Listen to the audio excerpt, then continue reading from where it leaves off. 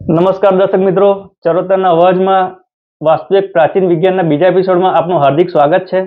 આપણો પહેલો એપિસોડ જેની અંદર આપણે જોયું કે વાસ્તુની રચના, એની સાથે જોડાયેલું વિજ્ઞાન અને દિશાઓ વિશે, સાથે સાથે આપણા શરીર ઉપર થતી સારી અને ખરાબ અસરો, આ બધી વિશે આપણે ચર્ચા કરી. આપણે ઉત્તર દિશાની બી જે ચર્ચા કરી હતી કે જળ તત્વ સાથે જોડેલું છે અને એના ઇમ્બેલેન્સથી આપણા શરીર ઉપર શું અસરો થાય છે, આપણા જીવન પર શું અસરો થાય છે. આજે આપણે એક મુખ્ય દિશા એટલે કે ઈશાન કોણ વિશે આપણે વાત કરવા જઈ રહ્યા છે. આજનો એપિસોડ બહુ જ ખાસ છે. એનું એક કારણ એવું છે કે માહિતી સાથે સાથે તમને વાસ્તુ ટિપ્સ બી મજા આપવાનો છું. તો આજનો એપિસોડ ધ્યાનથી જોજો. સૌ પ્રથમ આપણે જોઈએ કે આપણી કુલ દિશાઓ કેટલી છે. તો મુખ્ય દિશાની જો વાત કરું તો મુખ્ય દિશા આપણી છે 4: ઉત્તર, દક્ષિણ, પૂર્વ અને પશ્ચિમ. તો એની સાથે જોડાયેલી દિશાઓ છે જેને આપણે ઈશાન, અગ્નિ, નૈઋત્ય અને વાયવ્યના નામથી આપણે ઓળખીએ છીએ. જો વાસ્તુ એનાલિસિસની હું વાત કરીશ તો 16 દિશામાં ધ્યાન રાખવામાં આવતું હોય છે. હવે આપણે જે વાત કરી કે ઈશાન કોણ, મુખ્ય દિશા કેમ છે, તો ઈશાન એટલે નોર્થ અને ઈસ્ટનું કોમ્બિનેશન. અને મત્સ્ય પુરાણના માધ્યમથી જોઈએ તો વાસ્તુ પુરુષનું ત્યાં માથું આવે છે. પહેલા તો ઈશાન કોણ આવે છે ક્યાં, એ જ વસ્તુ જાણવી જરૂરી છે.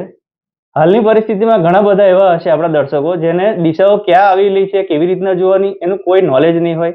કદાચ જે લોકોને નોલેજ હશે એ લોકો શ્યોર બી નહીં હોય. તો સૌ પ્રથમ હું તમને એની પદ્ધતિ સમજાવી દઉં કે આ દિશા જોવાની કઈ રીતના. તો તમારે તમારા ઘરનું મધ્ય જે ભાગ છે, સેન્ટર, જેને કહેવાય બ્રહ્મસ્થાન, ત્યાં તમારે ઊભો રહેવાનું છે. આજના યુગમાં બધા સાથે એન્ડ્રોઈડ ફોન હોય જ છે. તો ફોનની અંદર વાસ્તુ કંપાસ કે કંપાસ નામની એપ્લિકેશન હશે, ના હોય તો પ્લે સ્ટોરમાં બી અવેલેબલ હોય છે. એને ડાઉનલોડ કરી લો. ડાઉનલોડ કરી અને જ્યારે તમે એને ઓપન કરશો એટલે તમારો ફોન આ રીતના રાખશો. હવે એને જે ધીરે ધીરે ફેરવશો એટલે નીચે ડિગ્રી લખેલી આવશે.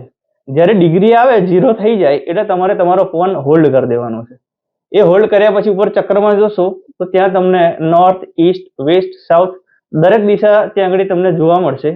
અને એ દિશાના માધ્યમથી તમે તમારા ઘરની અંદર નક્કી કરી શકશો કે તમારી દિશા કઈ ક્યાં આગળ આવેલી છે. તો ઈશાન કોણની વાત કરું તો એ 45 ડિગ્રી એટલે નોર્થ અને ઈસ્ટની વચ્ચે આવેલી હોય છે. અને ખાસ એ મુખ્ય એના માટેનું કારણ ઘણા બધા હોય છે, પણ એકાદ બે કારણ જો હું તમને સમજાવું તો ઈશાન એટલે ઈશ્વરનું સ્થાન, જે આપણે દેવસ્થાન કરતા હોઈએ, મૂકતા હોઈએ છીએ, રાખતા હોઈએ છીએ. અને જો જ્યોતિષના માધ્યમથી હું જો વાત કરીશ તો બૃહસ્પતિ જે આપણો ગ્રહ છે, ગુરુ, એનું સ્થાન છે. હવે જ્યારે ગુરુ દૂષિત થાય તો આપણો ધંધો, રોજગાર, આ બધી વસ્તુ પર અસર થતી હોય છે અને એના માધ્યમથી જીવનની પરિસ્થિતિમાં સુધારો અને ઘટાડો થતો હોય છે. આપણે ઘણા બધા અનુભવ કરી ચૂક્યા છે.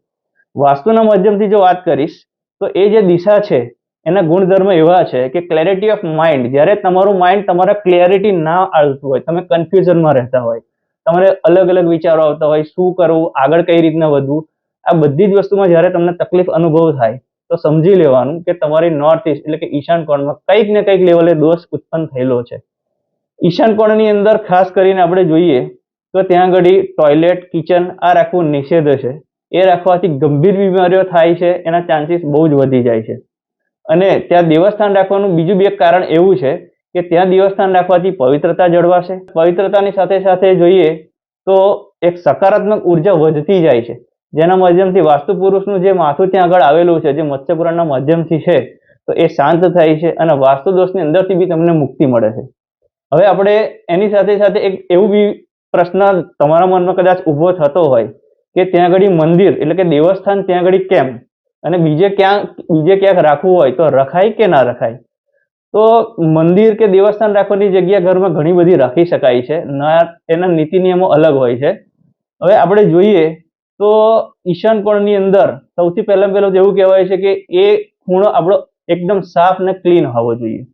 સાથે સાથે એની પર વજન બહુ ના હોવું જોઈએ. હવે તમે જ્યારે મંદિર રાખશો એટલે આ બધા જ નીતિ નિયમોનું એમાં પાલન થઈ જતું હોય છે. એના સિવાય તમે ડ્રોઈંગ રૂમ ત્યાં આગળ બનાવી શકો છો. તમે ત્યાં આગળ નાના બાળકોનો એટલે કે 12 વર્ષથી જે નાના બાળકો છે એનો બેડરૂમ તમે ત્યાં આગળ બનાવી શકો છો.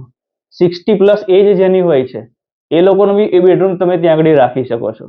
ઘણા એન્ટ્રીનું બી કહેતા હોય છે કે ભાઈ એન્ટ્રી ત્યાં આગળ રખાય કે કેમ, તો નોર્થ ઈસ્ટમાં એન્ટ્રી 100% રખાય છે.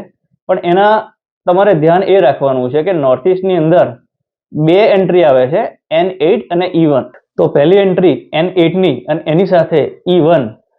વાસ્તુમાં જોઈએ તો કુલ 32 એન્ટ્રી હોય છે, જેની અંદર નોર્થ ઈસ્ટની અંદર N8 અને E1 બે એન્ટ્રી આવતી હોય છે. એમાં N8 જે હોય છે એ ખરેખર ખૂબ સારા રિઝલ્ટ આપે છે વાસ્તુના માધ્યમથી, પણ E1 જો આવી ગઈ તો એમાં ફાયર, લોસીસ, એક્સિડન્સીસ આ બધા ચાન્સીસ વધી જતા હોય છે. તો એન્ટ્રી ત્યાં રાખી શકાય ખરું, પણ આ નીતિ નિયમોના પાલનથી. સાથે બીજું જોઈએ તો જે મંદિર કે દેવસ્થાન જે બીજી જગ્યાએ આપણે રાખવાની વાત કરીએ છીએ, તો ઘણા બધા અગ્નિખૂણામાં રાખતા હોય છે, પણ અગ્નિખૂણાની અંદર દેવસ્થાન જ્યારે તમે રાખો તો તમે જ્યાં તે વખતે જે પૂજા કરો છો, તમે ત્યાં દેવીની પૂજા કરી શકો છો, તમે હનુમાનજીની બી પૂજા ત્યાં આગળ કરી શકો છો, પણ એના નીતિ નિયમો એવા છે કે ત્યાં તમે પછી બીજા બધા દેવતાની પૂજા ના કરી શકો. જ્યારે ઈશાન કોણ એક એવો કોણ છે જ્યાં તમે સમગ્ર દેવી દેવતાઓની પૂજા એક સાથે મંદિરની અંદર રાખી અને તમે કરી શકો છો.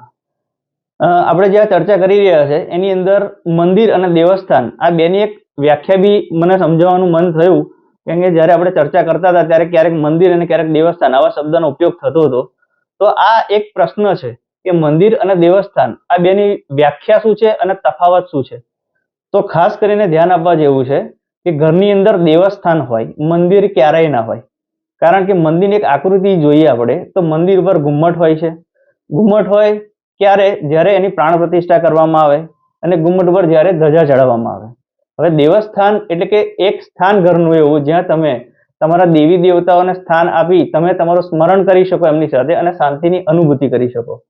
સાથે જે પવિત્રતા જાળવવાની આવે છે તો મંદિરની જે વ્યાખ્યા છે બહુ જ જુદી હોય છે અને ઘરની જે દેવસ્થાનની વ્યાખ્યા હોય છે એ જુદી હોય છે. ઘરની આપણે એને પવિત્રતા જાળવી શકીએ છીએ, મંદિરની પવિત્રતા જાળવવામાં આપણે નિષ્ફળ જતા હોઈએ છીએ, જેથી કરીને ઘરની અંદર દેવસ્થાનનું પ્રાધાન્ય જ આપેલું છે. હવે મંદિર સાથે બીજી એક વાત જોડેલી છે તો એ બી જણાવી દઉં કે મંદિર શેનું હોવું જોઈએ. આપણે ઘરમાં રાખતા હોઈએ છીએ, મારી જોડે ઘણા બધા ક્લાયન્ટોની ક્વેરી હોય છે કે અમારે મંદિર લાવવું છે તો શેનું લાવીએ? તો કાચનું હોય છે, ઓક્સિડાઇઝનું, માર્બલનું બનાવતા હોય છે, વુડનનું બી બનાવતા હોય છે. હવે વુડનનું બનાવવું સૌથી વધારે હિતાવહ એટલા માટે હોય છે કે એક તો વજનમાં હલકું હોય છે, સાથે સાથે જો સેવનના લાકડાનું બનાવવામાં આવે તો સેવનનું લાકડું પવિત્ર હોય છે. તો પોઝિટિવ વાઇબ્રેશન ઓલરેડી ત્યાં આગળ વધશે, તો એ સકારાત્મક ઉર્જા વાસ્તુપુરુષને મળવાથી આપણા ઘરમાં શાંતિનો અનુભવ વધારે થવાનો છે. જ્યારે બીજું જો વજન વધશે, તમે કોઈ મેટલ યુઝ કર્યું કે કોઈ માર્બલ યુઝ કર્યું તો એ વાસ્તુપુરુષના માથા ઉપર વજન વધવાથી સ્ટ્રેસ લેવલ તમારું ઇન્ક્રીઝ થતું હોય છે.